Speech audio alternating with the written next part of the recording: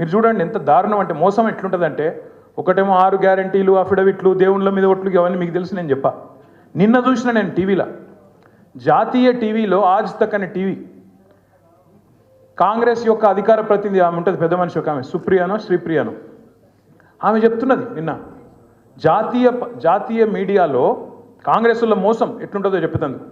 మరి మీరు మళ్ళా ఢిల్లీలో మాటిస్తుండ్రు, మహిళలకు ఏదో ప్యారీ బెహనా స్కీమ్ అని పెడుతుండ్రు, నెలకు 2500 ఇస్తామంటుండ్రు, ఎక్కడన్నా ఇచ్చిండ్రా ఇది వరకు అని అడిగింది ఆమె.